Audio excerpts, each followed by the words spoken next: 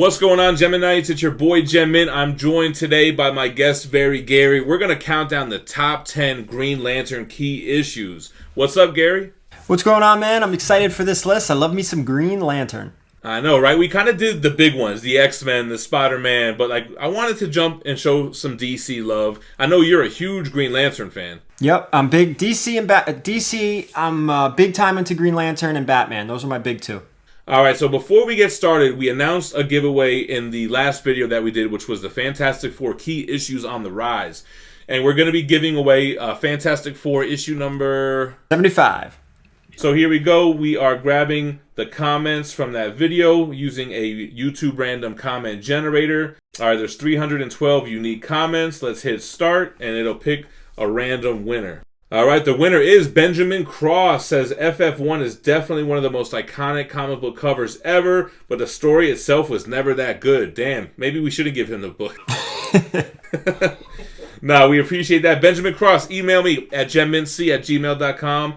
and we can get out that book. Before we jump into the list, we couldn't fit all of these great Green Lantern keys in a top 10, so we do have some honorable mentions. Gary, you want to hit him with the honorables? Sure, we have Simon Baz, who is a Green Lantern. Don't forget Jessica Cruz. She's becoming more and more relevant. She has a statue coming out. She has a great story.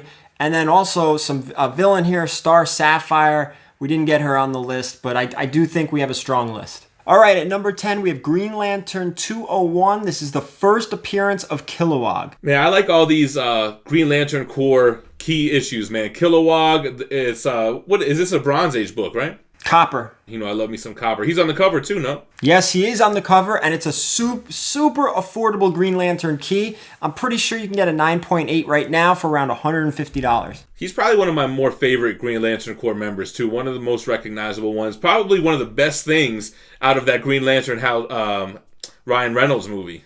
Yeah, and actually Kilowog from his first appearance till now has evolved. He's gotten bigger and angrier looking. He looks fantastic nowadays. Nothing wrong with that. And at $250 for a 9.8. $150. Super affordable.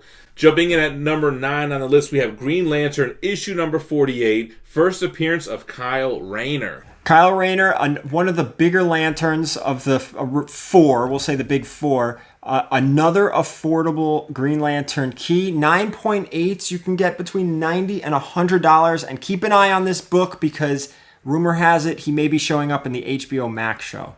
A lot of people like Rayner, I think because his constructs are bigger and badder than most of the other ones. And he's a little bit more of a Cyclops type of character, in my opinion, right? Like his leadership style. He's not like the flyboy like Hal Jordan. He's not like the hotshot like Guy Gardner, isn't he? Wouldn't you consider him more of like the straight edge Green Lantern? Yeah, 100%. He doesn't even match up with John Stewart, who's like the edgier military guy. He's his own. Kyle Rayner's his own entity. He's like a Cyclops kind of leader. Good way to put it. 8 on the list is Green Lantern 25. This is probably my second favorite book on this list. Major key book. Super affordable. This is the first appearance of Larfleeze, the first appearance of Atrocitus, so Orange Lantern, Red Lantern, and the first true appearance of the emotional spectrum. Jeff Johns knocked this out of the park. Man, talking about taking a franchise and just, boom, blowing it up to literally cosmic proportions. The emotional spectrum of color added so much depth to the Green Lantern mythos. Then you have the appearance of 2 top dogs from other corps. Atrocitus, he's like the most recognizable figure from the Red Lantern Corps. Larfleeze is literally the only person in the Orange Lantern Corps besides his constructs.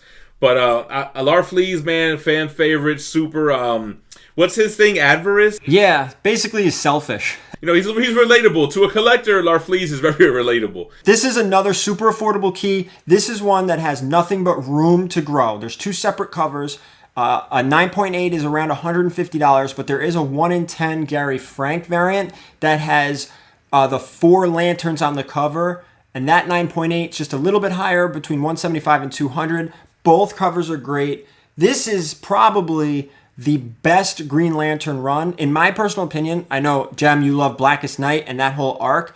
My personal opinion, the Sinestro War is the best Green Lantern story there is. And I think it's worth noting that the last issue 48, and this current one, 25, are not the same volume from the first volume. I don't even know what volume, if they're considered 2 or 3 or what. I'm pretty sure this is 3 Green Lanterns because Kyle Rayner's volume 2 and then Kilowog is actually volume 1. Number 7 on the list is Green Lantern issue 40. This is the origins of the Guardians. This is also the first time Hal Jordan, our Silver Age Green Lantern, meets Alan Scott, our Golden Age Green Lantern. The first time they ever meet each other. Yeah, that's cool how they crossed over, and they're so different, right? The original Golden Age Green Lantern is more of a magic-based character, where the Silver Age or the current Green Lantern is more with this ring-based intergalactic police type of character. Yeah, Hal's ring works on emotion, willpower, whereas Alan Scott's is magic. Number 6 on the list is actually Green Lantern number 6 from Volume 1, the first Tomar-Re. Now, Tomar-Re is like, when I think of the Green Lantern Corps, I think about Kilowog and I think about Tomar-Re. He's the fish character with the fin mohawk. Also, one of my most memorable parts from the movie, which a lot of people didn't like that movie, but I think that they really nailed the Green Lantern Corps aspect and the Oa aspect. Tomar-Re actually predates Sinestro. All right, let's jump over to number 5. This is a super important book, not only for Green Lantern, but Green Lantern 76 is often considered to be the first book of the Bronze Age. This is the Green Arrow, Green Lantern cover. Is this Neil Adams?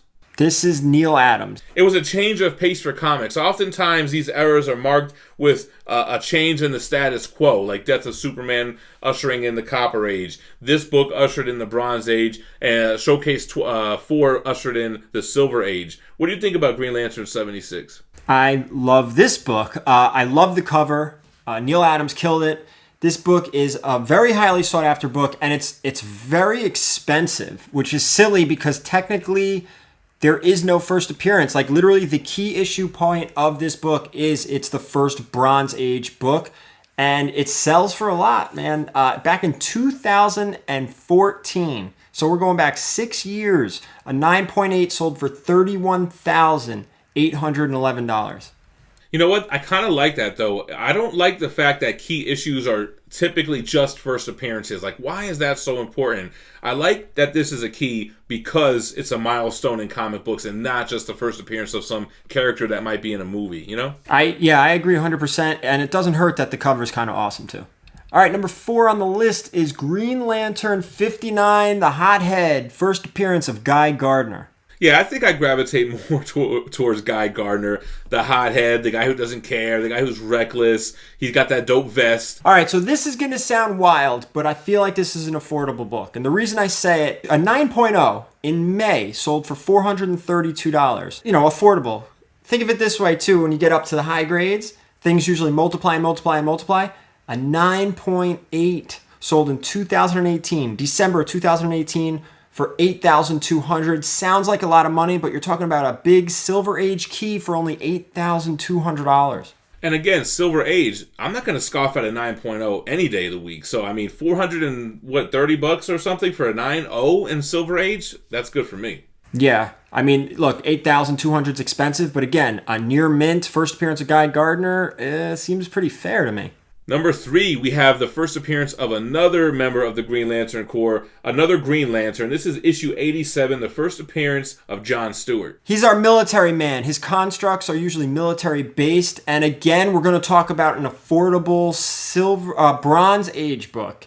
A 9.8 sold in last August for only $2,500. A 9.8. Many like John Stewart. I mean, they have an amazing sideshow statue of this guy that I'm really tempted to get. But he's a military guy. He's got, his fade. He's got his build, and I would call him a company man. So definitely a good key to look out for. Number 2 on the list is a big-time book, huge Silver Age key. Again, one of my favorites, and unfortunately falls victim to a bad cover. This is Green Lantern 7, first appearance of Sinestro. Yeah, this is like, after you get the first appearance of Hal Jordan, you go for this book. I mean, this is his biggest villain or biggest nemesis, which he fell from grace. He was a Green Lantern. He ends up giving into the power of fear and, leads him down the path of darkness. But yeah, cover is super whack. I think, is someone using their ring to use it for X-ray vision or something like that? Yeah. It's Hal. It's Hal using X-ray specs, but Super cool book. It's kind of like the Thanos syndrome, man. A big, huge villain with a crappy cover. For a Silver Age Big Key, just in January 2020, a 9.2. Near mint minus near mint, 9.2 sold for $4,000. Now, no surprise here. Number one on the list is the first appearance of the Silver Age Green Lantern Hal Jordan in Showcase 22. This book is outstanding. Everything that Sinestro fails at is what this book does well at. It's an outstanding cover. He's on the cover. I mean, the showcase titles from the Silver Age are all great. This one, obviously, specific is the first appearance of Hal Jordan. It is very pricey, though. This is a very, very expensive book. Yeah, what was it? April of this year, last month, as of the time we're recording this, a 9.2 sold for $105,000. We're talking monster big key book. This is Hal Jordan. He was in the Justice League, and he's just as relevant back then as he is today. I want to hear what you guys think about our list in the comments below. What's your favorite Green Lantern key issue or moment in comics? Make sure that you guys go check out Very Gary Comics. Give him a subscribe, hit the like, hit the notification bell over there, as well as on this channel. You got any last words for him, Gary? I don't. Thank you so much for watching. I appreciate it. Yeah, man. Thanks for watching. Stay minty fresh. Peace.